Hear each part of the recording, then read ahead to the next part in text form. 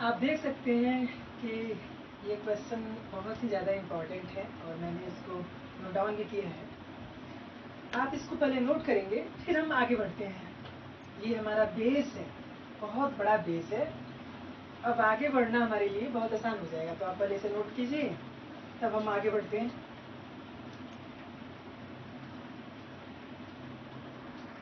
उम्मीद करता हूँ कि आप नोट कर चुके हैं। आप वीडियो को रोक के भी नोट कर सकते हैं। अब हम आगे बढ़ेंगे।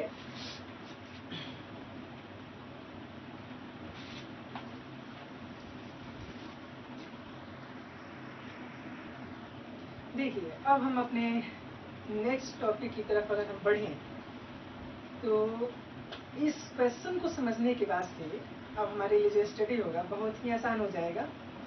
आप देखेंगे। अब हम बढ़ते हैं अपने एक बहुत ही शानदार टॉपिक जिसका नाम है प्लेन मिरर।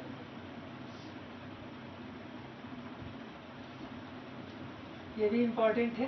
किस सेंस में इम्पॉर्टेंट है अभी आप समझेंगे। देखिए, हम यहाँ पे सिर्फ बोर्ड के पॉइंट ऑफ व्यू से नहीं पढ़ रहे हैं।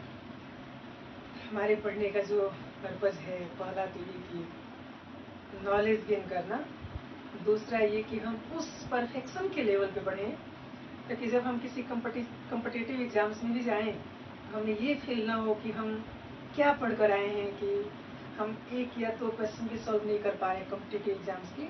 तो मेरा ये आपको विश्वास है कि जब आप मेरे पूरे लेक्चर को देखेंगे, पूरा फिजिक्स जब आप पढ़ेंगे, तो जब आप किसी भी कम्पिटिटिव एग्जाम में रिप्रेजेंटेशन करेंगे तो आपको अच्छा फील होगा, लगेगा कि हाँ, हमने फिजिक्स में कम से कम फिजिक्स में ठीक ठाक पढ़ाया हमने।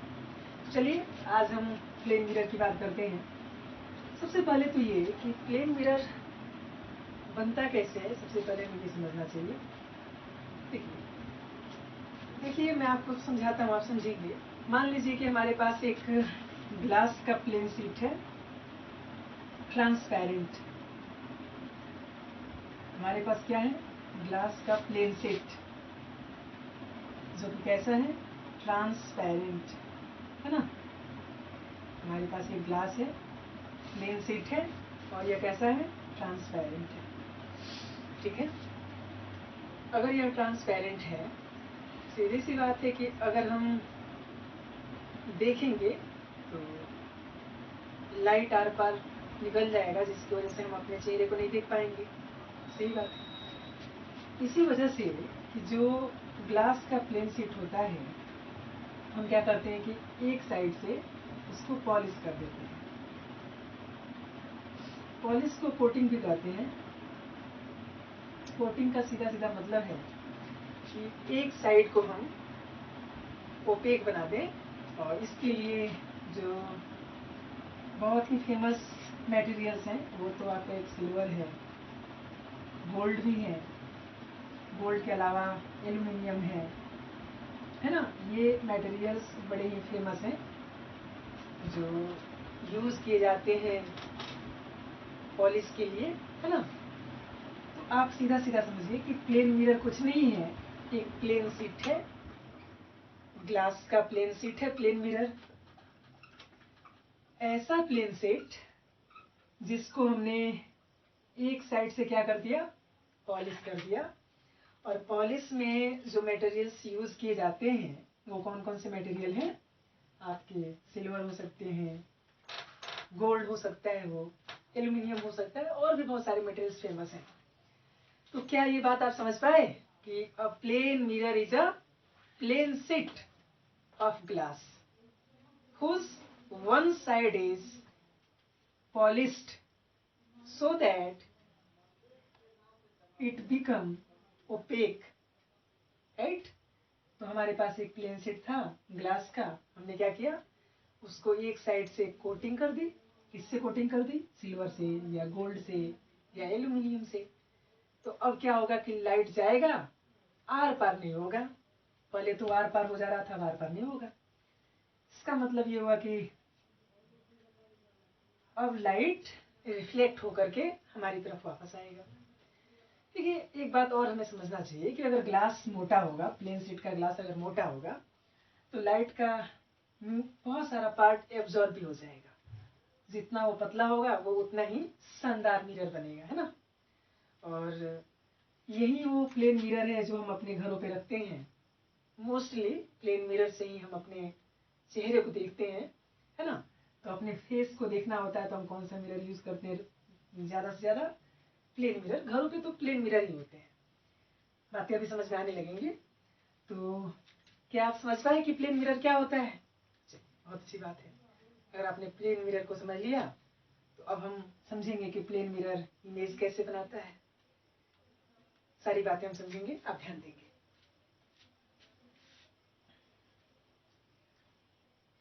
जब ये मेरा लेक्चर कंप्लीट होगा तो हम लास्ट में चलते हुए नोट्स भी बना लेंगे, अपना नोट कर लेंगे सारी बातें। सबसे पहले आप मेरी पूरी बातों को सुनिए और उसके बाद से समराइज करके सारा का सारा नोट्स हम लोग बना लेंगे, है ना। आप ध्यान देंगे। अब हम समझेंगे कि इमेज कैसे बनाता है ये प्लेन मिरर, इमेज कैसे बनाता है,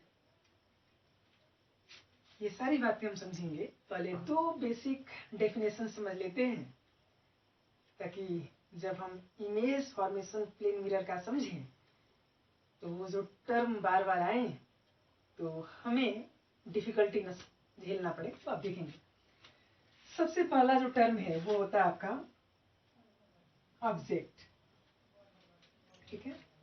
दूसरा जो टर्म है आपका इमेज। ये होता क्या है देखिए, ध्यान देंगे। हमें पता है कि जो रे रिफ्लेक्टिंग सरफेस पे स्ट्राइक करती है उस रे का क्या नाम है? ये तो नॉर्मल हो गया। जो रे स्ट्राइक करती है इस रे का क्या नाम है? Incident ray. ठीक बात है, इंसिडेंट रे कहते हैं। ध्यान से समझेंगे। देखिए जब भी हम ऑब्जेक्ट की बात करते हैं तो ऑब्जेक्ट का मतलब होता है द पॉइंट ऑफ इंटरसेक्शन। बहुत ध्यान से आप सुनेंगे। क्या होता है ऑब्जेक्ट का मतलब? The point of intersection of incident raise, यानी इंसिडेंट रे जहां पे एक दूसरे को इंटरसेक्ट करती हैं, जहां पे एक दूसरे को मिलते हैं, वो पॉइंट क्या होता है? ऑब्जेक्ट होता है, राइट।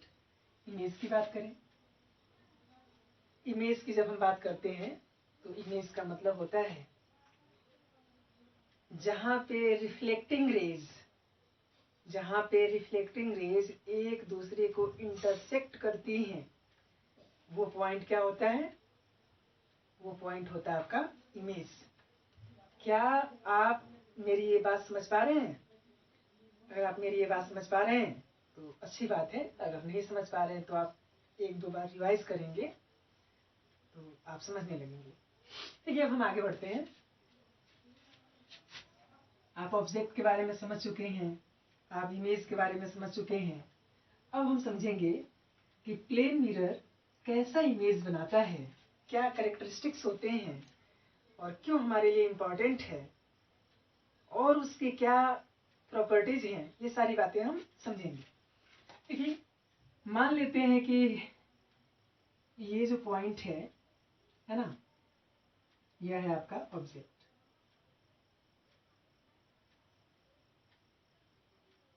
ये आपका ऑब्जेक्ट। मान लेते हैं कि हमारे पास एक प्लेन मिरर है। देखिए ये तो प्लेन शीट हो गया। जब तक हम पॉलिश नहीं करेंगे एक साइड से तब तक ये मिरर बनेगा नहीं। तो आप समझेंगे कि ये क्या है? ये प्लेन मिरर है। क्या है ये प्लेन मिरर है।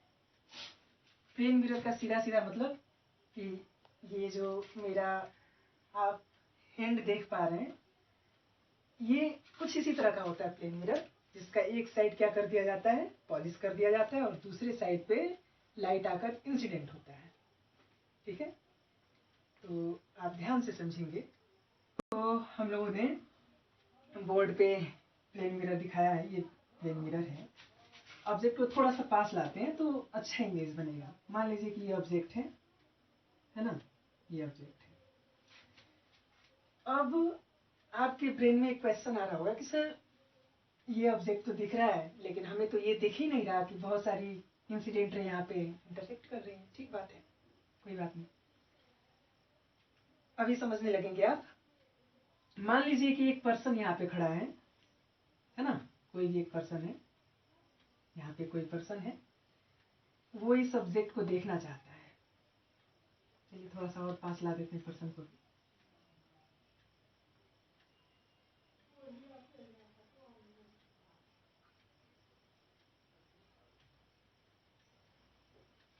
ये कोई पर्सन है जो इस सब्जेक्ट को देखना चाहता है, देख पा रहे हैं आप?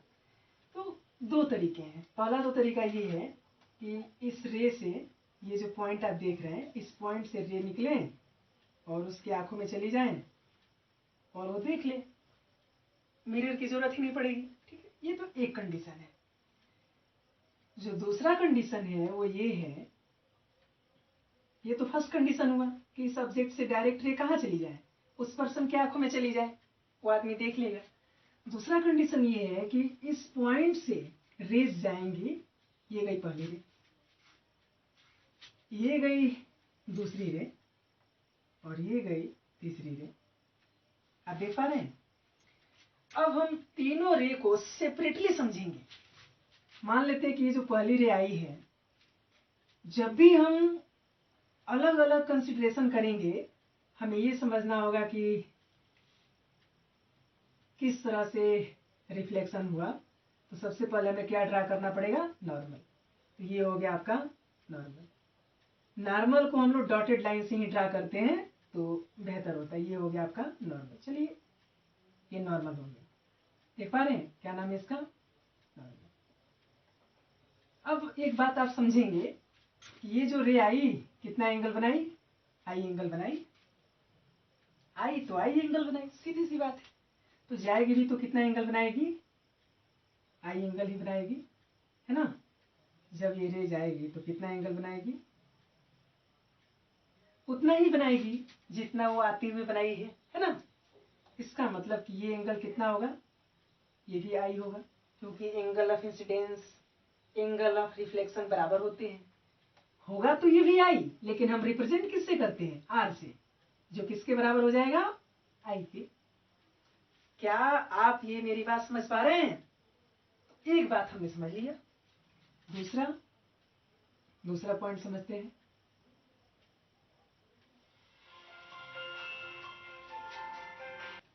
तो आपने देखा कि किस तरह से एक जो रे गई है, आई एंगल पे गई है और आई एंगल पे ही वापस चली गई। ये है आपका रिफ्लेक्टेड रे। क्यों? आप समझ पा रहे हैं ना ये बात? ये जो रे गई है उसका क्या नाम पड़ा? इंसिडेंट। इंसिडेंट है ये जो रे है, कौन सी है? इंसिडेंट है। आप देख सकते हैं कि इस एंगल पे गई है, वो आई एंगल पे गई है, आई एंगल पे वापस चली गई। एक दूसरी जो रे जा रही है, आप इस रे के बारे में मुझे बताइए, ये मिरर पे कितने एंगल पे जा रही है? 90 डिग्री पे। अभी थोड़ी देर पहले हम लोगों ने डिस्कस किया था। इसका मतलब ये जो 90 डिग्री मिरर पे जा रही है, नॉर्मल के साथ तो ये 0 डिग्री का एंगल बना रही है। तो जिस पाथ पर ये जाएगी या उसी पाथ पर वापस आएगी। इसका मतलब कि ये गई और उसी पाथ पर वापस भी आ गई। आप देख सकते हैं, बिल्कुल ही आप देख सकते हैं, है ना? इसी का डिस्कशन हम लोग पहले किए हैं। ये जो तीसरी रे है, ये कितने एंगल पे गई, ये जानने के लिए हम क्या करना पड़ेगा? हमें फिर से नॉर्मल ड्रा करना पड़ेगा। ये क्या है? ये नॉर्मल है, बिल्कुल नॉर्मल है। ये हो गया आपका नॉर्मल। ये गई, मान लीजिए कि ये भी आई एंगल पे गई, तो वापस इसे कितने पर आना होगा? आर एंगल पे आना होगा। लेकिन आर किसके बराबर होगा? आई के बराबर होगा। ये पूरा का पूरा व्यू होगा। देखिए, मैंने आपको थोड़ी देर पहले अभी समझाया, इमेज तब बनता है जब रिफ्लेक्टेड रे किसी पॉइंट पर एक दूसरे से जाकर मिलती हैं। जैसे मान लीजिए कि ये बहुत सारी रिफ्लेक्टेड रे हैं, वो एक पॉइंट पे आके मिल गई, हम बोलेंगे कि इस पॉइंट पे क्या बना? इमेज बना। अगर नहीं मिलेंगे तो हम बोलेंगे कि इमेज नहीं बना। समझ पा रहे हैं ये बात? देखिए, तो और एक बात और हमें यहाँ थोड़ा सा समझना चाहिए, आगे हम लोग डिस्कस भी करेंगे इमेज दो तरह का होता है। थोड़ा सा 2 मिनट आप इमेज को एक बार फिर से आइए, फिर हम वापस फिगर पे आते हैं। इमेज कितने तरह का होता है? 2 तरह का। एक होता है रियल, एक होता है वर्चुअल। यहाँ इसलिए समझ लेना जरूरी है क्योंकि अभी ये टर्म आएंगे तो आप बोलेंगे कि सर ये नया टर्म कैसे आ गया, तो थोड़ा सा समझते हैं। देखिए, रियल इमेज का मतलब होता है कि जब वास्तव में माने रियल में रिफ्लेक्टेड रे, ध्यान रखिएगा, रिफ्लेक्टेड रे जब कंबाइन होंगी, किसी पॉइंट पे मिलेंगी तो इमेज बनेगा। इंसिडेंट रे जब मिलेंगी तो ऑब्जेक्ट बनेगा। तो कहा जाता है कि जब रिफ्लेक्टेड रे किसी पॉइंट पर रियल में मिलती हैं, जब रिफ्लेक्टेड रे किसी पॉइंट पर रियल में मिलती हैं तो कैसा इमेज बनता है? रियल इमेज बनता है, जैसे कि आप देख सकते हैं यहाँ पे, राइट। लेकिन जब रिफ्लेक्टेड रे किसी पॉइंट पे रियल में नहीं मिलती, हमें ऐसा लगता है कि वो उस पॉइंट से फैल रही हैं। ध्यान दीजिएगा, जब वास्तव में रिफ्लेक्टेड रे किसी पॉइंट पर मिले तो हम बोलेंगे कि रियल इमेज बना। लेकिन जब वास्तव में न मिले, ऐसा लगे कि किसी पॉइंट से वो फैल रही हैं, फैलने की बात है ना, तो हम बोलते हैं कि इमेज कैसा बना? वर्चुअल बना। जैसे मैं एक फिगर बनाता हूँ, आप देखेंगे फिगर कुछ ऐसा है।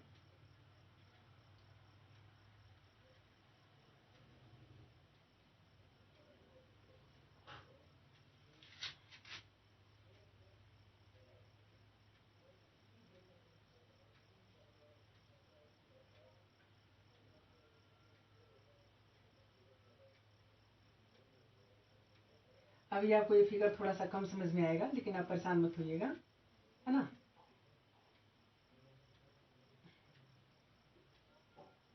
अगर आप समझ गए तो बहुत अच्छी बात है, नहीं समझे तो परेशान नहीं होना, आपको ध्यान रखिएगा, क्योंकि परेशान होंगे तो ठीक नहीं होगा। देखिए, ये कोई रिफ्लेक्टिंग सरफेस है, ये रे आई, है ना। आप देख सकते हैं ए और बी रे आ रही है मिरर पे, जब रिफ्लेक्शन हुआ तो वापस जा रही है। सी और डी रे वापस जा रही हैं। तो ऐसा देखने में लग रहा है कि वो कहाँ से जा रही है वापस, वो चली थी सी से और सी से वापस जा रही है। आप देख सकते हैं ये वर्चुअल इमेज का एक फिगर हो गया। अभी ये बार बार आएगा, इसलिए आप बिल्कुल परेशान मत होइएगा। बस आपके ब्रेन में ये बातें जानी चाहिए कि रियल और वर्चुअल नाम का भी कोई चीज होता है। आगे तो हम लोग और डिस्कस करते चलेंगे। तो आप देखेंगे, हमने ये देखा कि ये ऊपर एक रिफ्लेक्टेड रे हो गई, राइट। ये एक रिफ्लेक्टेड रे हो गई दूसरी, और ये तीसरी रिफ्लेक्टेड रे हो गई, है ना। हम अपने फिगर पर वापस आ गए। आप मुझे ये बताइए कि ये है आपका नंबर 1, ये है आपका नंबर 2 और ये आपका नंबर 3। कितनी रिफ्लेक्टेड रे हैं हमारे पास? 3 रिफ्लेक्टेड रे हैं। क्या ये कहीं पे एक दूसरे को मिल रही हैं? अगर मैं ये क्वेश्चन आपसे करूं कि आप पूरा फिगर देखिए ठीक से और मुझे बताइए कि क्या ये रिफ्लेक्टेड रे आपस में कहीं मिल रही हैं, तो मैं क्या और आप क्या, सबका आंसर यही आना चाहिए कि सर बिल्कुल नहीं मिल रही है। अगर आपका आंसर ये है तो मानकर चलिए कि आप सारी बातें कंसंट्रेट होकर के समझ रहे हैं। और इसमें तो आपको आंसर यही देना चाहिए कि सर दिख रहा है कि कहीं कोई नहीं काट रहा है एक दूसरे को, और कहीं पे ये reflected ray number 1, number 2, number 3 कहीं मिली है क्या? बिल्कुल नहीं मिली है। एक ऊपर चली गई है, दूसरी नीचे चली गई है और तीसरी बीच से निकल गई, तो कहाँ मिली है? कहीं नहीं मिली। जब ये कहीं नहीं मिलते हैं तो हम क्या करते हैं? इनको पीछे की तरफ बढ़ाते हैं। ध्यान रखिएगा, मैं पहले दिन से ये बात कहते हुए आ रहा हूं कि रे को हमेशा हम स्ट्रेट बनाए रखेंगे।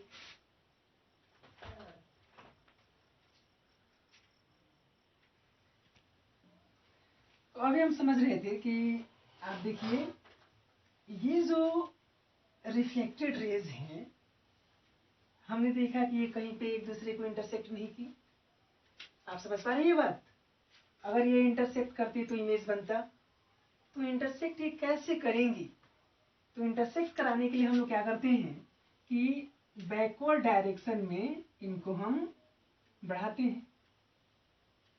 क्या ये बात आपके दिमाग में जा रही है? किस डायरेक्शन में बढ़ाएंगे इन्हें? बैकवर्ड डायरेक्शन में, है ना। तो बैकवर्ड डायरेक्शन में जब हम बढ़ाएंगे, आप ध्यान दीजिएगा, ये रहा आपका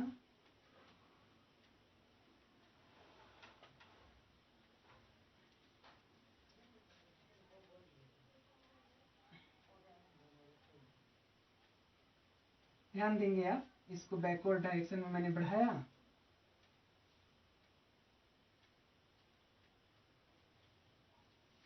तो आप देखिए ये इस पॉइंट पे मिल रही हैं। मैं इस रे को भी आगे बढ़ाता हूँ, ध्यान से आप देखेंगे, ध्यान से आप देखेंगे।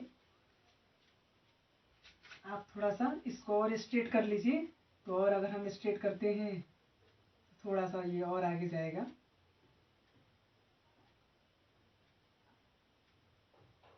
इसको भी थोड़ा सा और स्ट्रेट करेंगे,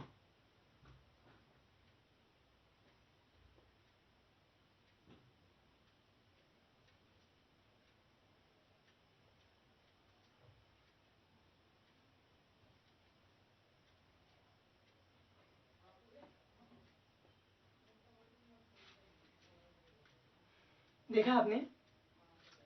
हमने ये देखा कि थोड़ा सा मैं इरेज करता हूँ, देखिए हमने ये देखा कि जो हमारी रिफ्लेक्टेड रे है, रे नंबर 1, रे नंबर 2, रे नंबर 3, ये जो रिफ्लेक्टेड रेज हैं, नॉट रिफ्लेक्टेड, ध्यान रखिएगा, रिफ्लेक्टेड, ये जो रिफ्लेक्टेड रेज हैं वो आपस में एक दूसरे को इंटरसेक्ट नहीं कर रही हैं। जब वो इंटरसेक्ट करेंगे नहीं तो इमेज बनेगा कैसे। तो हम क्या करते हैं कि ये जितनी भी रिफ्लेक्टेड रेज हैं इनको हम किस डायरेक्शन में बढ़ाते हैं, पीछे, रिवर्स डायरेक्शन में, पीछे की तरफ हम बढ़ाते हैं। जब हम पीछे की तरफ बढ़ाते हैं तो एक ऐसा पॉइंट आई मिलता है, ये ओ है, ओ फॉर ऑब्जेक्ट, एक ऐसा पॉइंट आई मिलता है जहां पर वे तीनों के तीनों मिलती हैं, और ये जो आई है यही क्या है, आपका इमेज है। अब मैं आपको थोड़ा सा प्रैक्टिकली मैं फील कराना चाहता हूँ कि मिरर हमारा इमेज बनाता कैसे। ध्यान से समझेंगे आप, देखिए आपने ये प्रैक्टिकल करना है, आप देख लेंगे घर पे जाकर के, अपने घरों पे देखेंगे, ये जरूर देखेंगे। जब हम प्लेन मिरर की बात करते हैं, आप देखिएगा, जरूर ध्यान से देखिएगा, तो जब आप प्लेन मिरर में अपने फेस को देखते हैं तो आप देखिएगा कि आपका जो फेस है, आपका जो फेस है उसी प्लेन मिरर के अंदर कुछ दूर पर जाकर दिखाई देता है। क्या आप मेरी ये बात समझ पा रहे हैं। जब हम प्लेन मिरर में अपने फेस को देखते हैं तो ऐसा नहीं कि हमारा इमेज मिरर में नहीं बना, बना तो मिरर में ही है, लेकिन मिरर के एकदम टच होकर नहीं बनता, मिरर के इंटीरियर पार्ट में लगता है कि मिरर के अंदर चले गए हैं हम। ध्यान से देखिएगा, वो यही पार्ट है।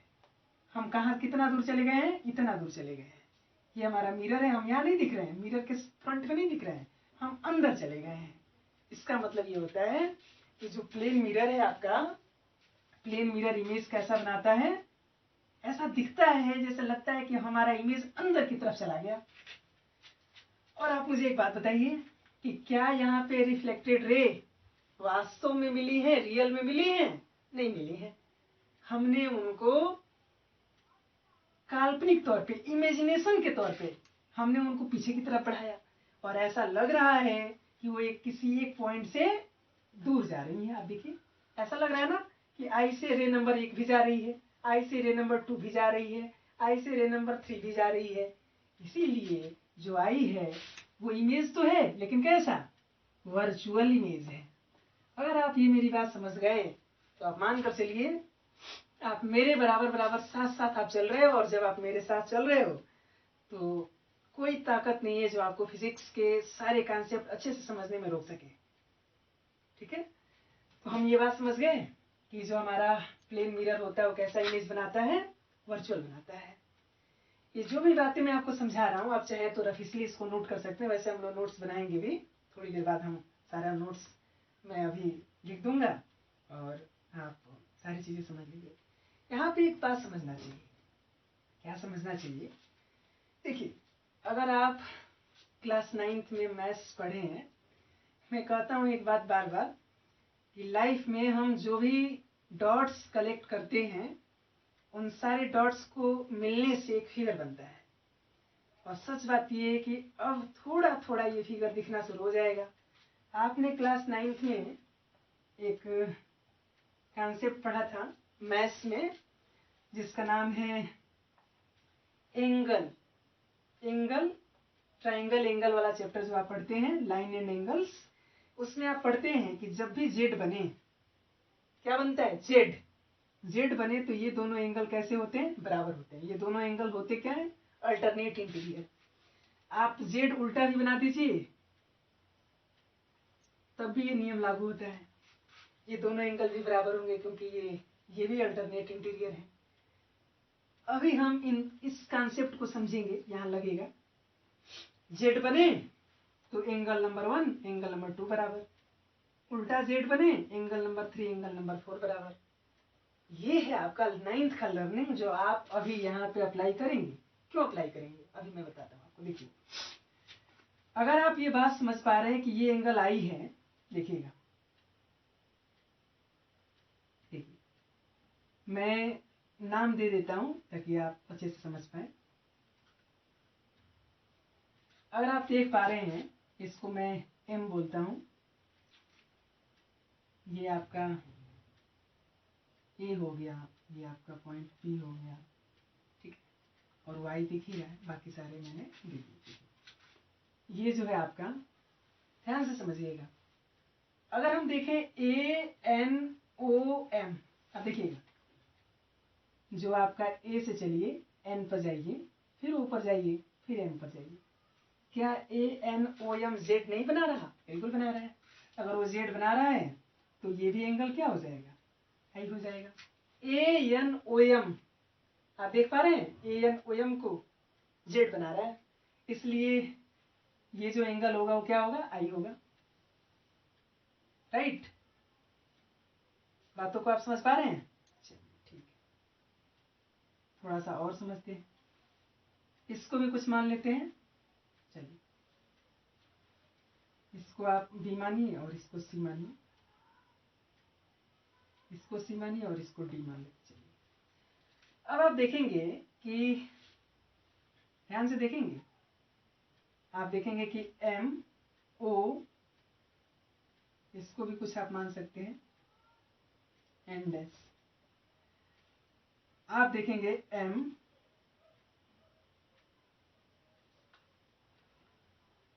आप देखेंगे कि M O N dash B, M O N dash B, M O N dash B, ये भी उल्टा जेड बना रहा है, बिल्कुल बना रहा है उल्टा जेड। इसका मतलब कि ये वाला जो एंगल होगा वही होगा आपका ये वाला एंगल, तो ये आई है तो ये भी क्या होगा, आई होगा। अगर आप नहीं समझ पा रहे हैं ना, तो इसका मतलब है कि आपकी जो लर्निंग है क्लास 9th की वो बहुत ही बेकार है। अगर आप समझ पा रहे हैं ना, तो आप मान कर चलिए कि आपकी क्लास 9th की लर्निंग ठीक ठाक है। अब एक पॉइंट और समझते हैं। ये तो आर इक्वल टू आई था, तो ये आर था जो कि आई के बराबर है, ये आपके ब्रेन में होना चाहिए, ठीक है, ये कोई बड़ी बात नहीं है। अब एक बात और समझते हैं, अगर ये एंगल आई हो गया, ये एंगल आई हो गया, ठीक है ना, तो क्या आप इस एंगल के बारे में बताएंगे, बिल्कुल आप बता सकते हैं। वो एंगल क्या होगा, ये भी एंगल आई होगा। कैसे, इसको भी समझते हैं। दो पैरेलल लाइन है, ये एंगल क्या होता है, करिस्पॉन्डिंग एंगल होता है, और करिस्पॉन्डिंग एंगल बराबर होते हैं। तो ये जो एंगल होगा आई, ये वाला आई, तो ये वाला भी क्या होगा, आई, ये भी आई होगा। देखा आपने, आप मेरी बात समझ पा रहे हैं। ये एंगल 90 डिग्री, ये भी एंगल 90 डिग्री। अब आपको क्या करना है, थोड़ा सा मैं मिटाता हूं ताकि आपको साफ साफ दिखे, और फिर मैं आगे बताता हूं आपको। देखिए, अब अगर हम बात करें triangle O N M and triangle I N M, आप इन दोनों ट्राइंगल को देखिए। क्या आप इन दोनों ट्राइंगल को देखें, आप देखिए, ये वाला एंगल इस एंगल के बराबर है, ये 90 डिग्री इस 90 डिग्री के बराबर ये एम है, ये 90 डिग्री ये 90 डिग्री के बराबर है, तो तीसरा एंगल तो ऑटोमेटिक बराबर हो जाएगा, है ना।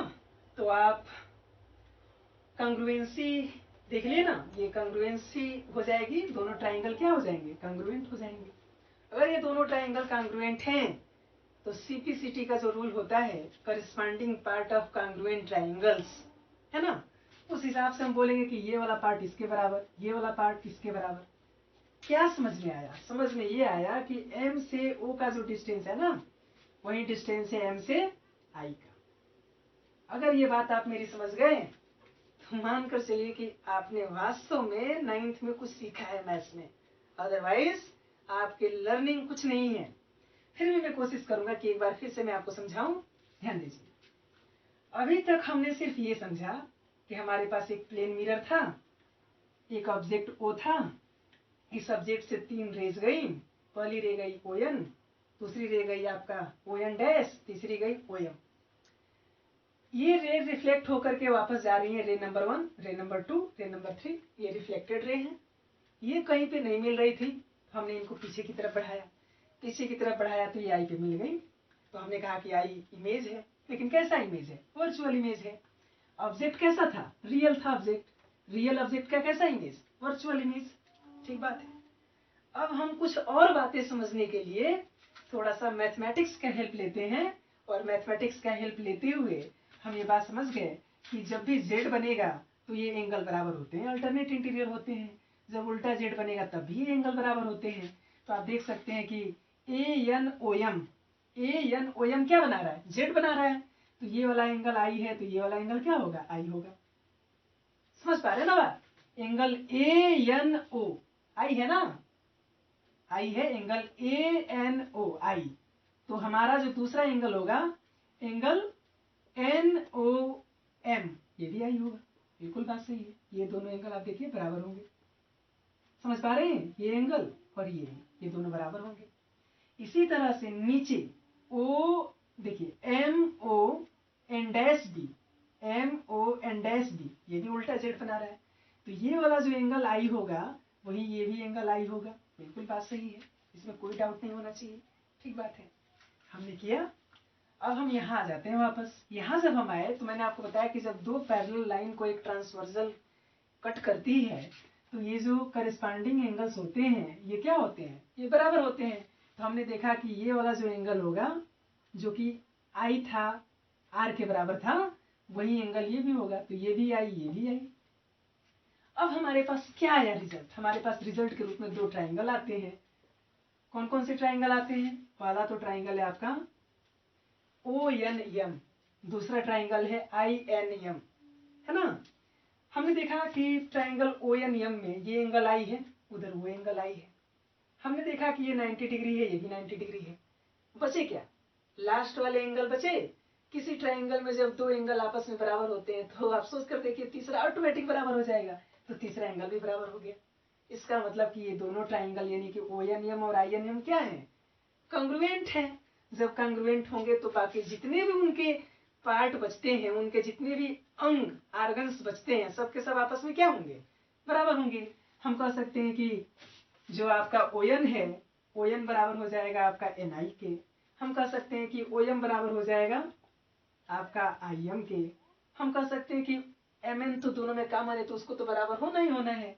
तो हमारा जो रिजल्ट था वो ये साबित करना था कि OM और IM बराबर हैं, OM और IM बराबर हैं। इसका मतलब ये निकलता है कि ध्यान से समझिएगा, जितने दूर पर ऑब्जेक्ट होता है मिरर से, जितनी दूरी पर ऑब्जेक्ट होता है, मिरर से जितनी दूरी पर ऑब्जेक्ट होता है उतनी ही दूरी पर क्या होता है, इमेज होता है।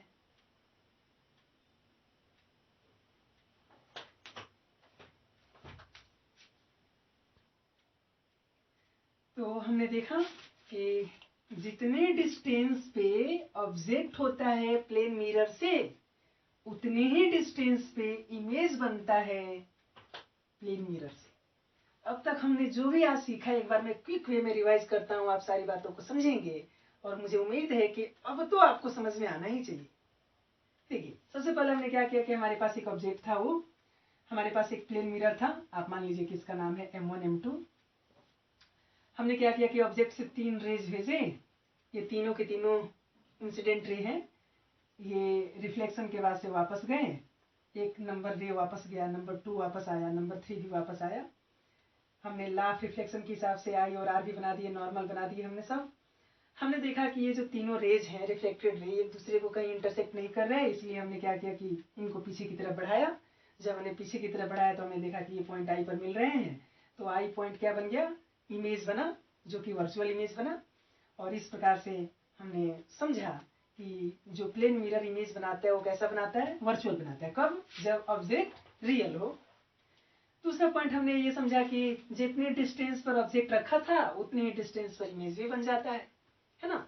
तो आज की ये हमारी पूरी लर्निंग है और इन पॉइंट्स को नोट करेंगे। अभी और भी कुछ पॉइंट्स हैं जिन्हें हम डिस्कस करेंगे, लेकिन पहले हम यहाँ तक सारी बातों को नोट करते हैं, फिर हम आगे बढ़ते हैं। तो मैं इरेज करके सारे पॉइंट्स नोट करता हूँ, आप लिखेंगे। आप देख सकते हैं कि मैंने सारे पॉइंट्स लिख दिए हैं। आप इसको नोट डाउन कीजिए ताकि मैं इसको मैं इरेज करके आगे अगले पॉइंट्स नोट कर दूं। आप इसको जल्दी से जल्दी नोट कीजिए, है ना। आप नोट कीजिए।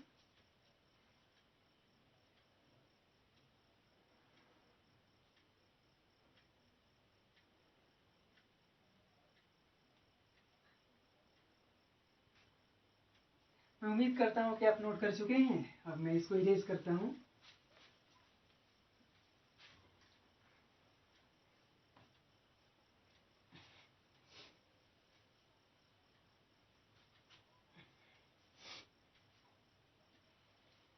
अब आप ध्यान दीजिए, अब हम पढ़ेंगे इमेज फॉर्मेशन। इमेज फॉर्मेशन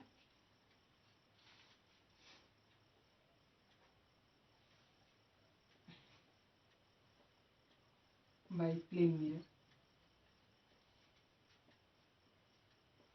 मैं इसको नोट करता हूँ, उसके बाद आप नोट करेंगे। आप देख सकते हैं कि मैंने पूरा का पूरा डिस्क्रिप्शन बोर्ड पे लिखा हुआ है। आप इसको सावधानी से एक एक पॉइंट नोट करेंगे। और समय का डिमांड कुछ ऐसा है कि मुझे वीडियो को रोकना पड़ेगा। और भी कुछ पॉइंट्स हैं प्लेन मिरर में जो हमें समझने हैं, जो हम लोग अगले लेक्चर में समझेंगे। आप मुझे कमेंट ज़रूर कीजिए और ज़रूर बताइए कि आप कितना समझे हैं। जब तक 3 या 4 कमेंट नहीं आएंगे तब तक वीडियो में अपलोड नहीं करूँगा। आपके कमेंट का मुझे इंतज़ार होगा। आपका कमेंट ही अगले वीडियो डालने के लिए मुझे प्रेरित करेंगे। अगर आप कमेंट नहीं करते हैं तो अगले वीडियो में मैं भी डिले कर सकता हूँ। आप कमेंट करेंगे तो मैं कमेंट देख करके, ताकि मुझे प्रोत्साहन मिले और तब मैं आगे वीडियो डालूँगा। Thank you. Best of luck.